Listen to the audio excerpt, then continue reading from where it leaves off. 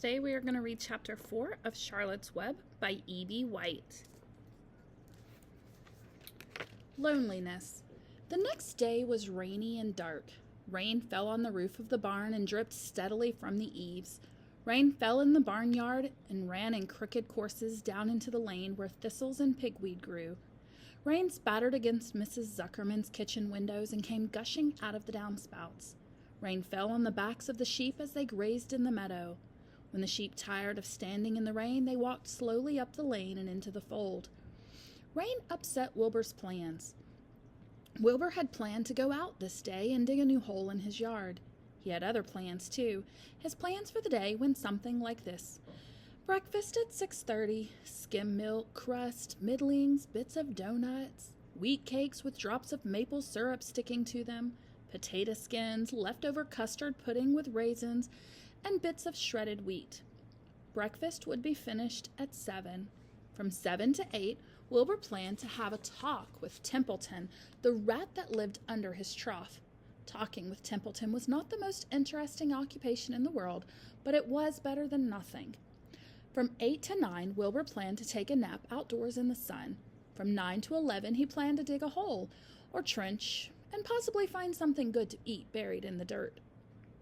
From 11 to 12, he planned to stand still and watch flies on the boards, watch bees in the clover, and watch swallows in the air. 12 o'clock, lunchtime. Middlings, warm water, apple parings, meat gravy, carrot scrapings, meat scraps, stale hominy, and the wrapper off a package of cheese. Lunch would be over at 1. From 1 to 2, Wilbur planned to sleep.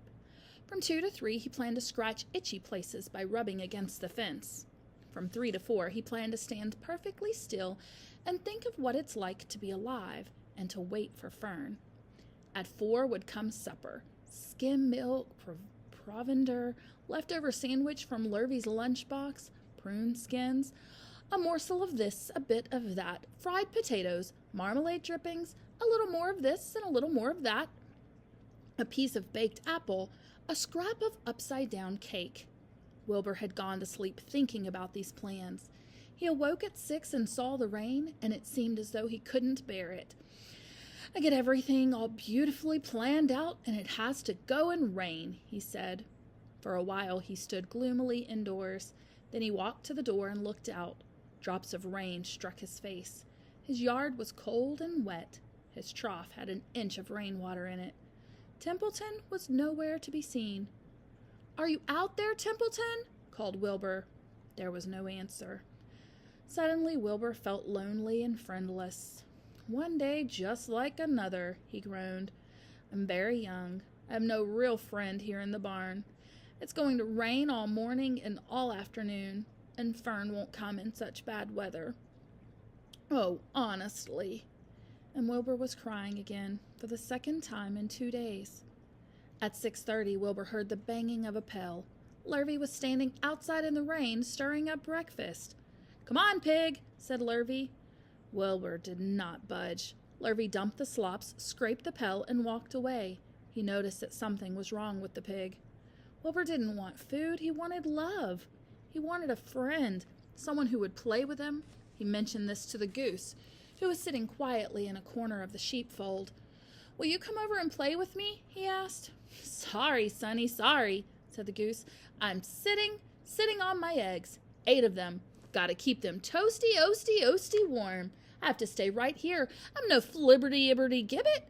I do not play when there are eggs to hatch. I'm expecting gooselings." "Well, I didn't think you were expecting woodpeckers," said Wilbur bitterly. Wilbur next tried one of the lambs. "Will you please play with me?" he asked. "Certainly not," said the lamb. "In the first place, I cannot get into your pen, as I'm not old enough to jump over the fence. In the second place, I'm not interested in pigs. Pigs mean less than nothing to me." "What do you mean, less than nothing?" replied Wilbur. "I don't think there's any such thing as less than nothing. Nothing is absolutely the limit of nothingness. It's the lowest you can go. It's the end of the line. How can something be less than nothing? If there were something that was less than nothing, then nothing would not be nothing. It would be something, even though it's just a very little bit of something. But if nothing is nothing, then nothing is nothing that is less than it is. "Oh, be quiet," said the lamb. "Go play by yourself. I don't play with pigs." Sadly, Wilbur lay down and listened to the rain. Soon he saw the rat climbing down a slanting board that he used as a stairway. "Will you play with me, Templeton?" asked Wilbur. "Play?" said Templeton, twirling his whiskers. "Play? I hardly know the meaning of the word." "Well," said Wilbur, "it means to have fun, to frolic, to run and skip and make merry." "I never do those things if I can avoid them," replied the rat sourly. "I prefer to spend my time eating, gnawing, spying, and hiding. I'm a glutton, but not a merrymaker. Right now I'm on my way to your trough to eat breakfast, since you haven't got sense enough to eat it yourself." And Templeton, the rat, crept stealthily along the wall and disappeared into a private tunnel that he had dug between the door and the trough in Wilbur's yard. Templeton was a crafty rat, and he had things pretty much his own way. The tunnel was an example of his skill and cunning. The tunnel enabled him to get from the barn to his hiding place under the pig trough without coming out into the open. He had tunnels and runways all over Mr. Zuckerman's farm, and could get from one place to another without being seen. Usually he slept during the day and was abroad only after dark. Wilbur watched him disappear into his tunnel. In a moment he saw the rat's sharp nose poke out from underneath the wooden trough. Cautiously, Templeton pulled himself up over the edge of the trough. This was almost more than Wilbur could stand. On this dreary, rainy day, to see his breakfast being eaten by somebody else.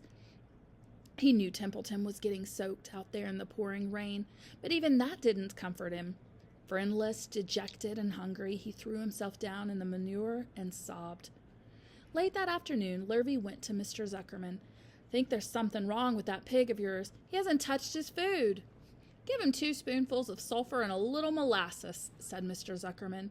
Wilbur couldn't believe what was happening to him when Lurvy caught him and forced the medicine down his throat. This was certainly the worst day of his life. He didn't know whether he could endure the awful loneliness anymore. Darkness settled over everything. Soon there were only shadows and the noises of the sheep chewing their cuds, and occasionally the rattle of a cow chain up overhead.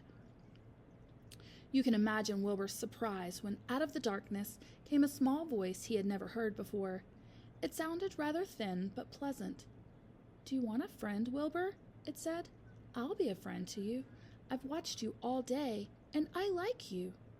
"But I can't see you," said Wilbur, jumping to his feet. "Where are you? And who are you?" "I'm right up here," said the voice. "Go to sleep. You'll see me in the morning."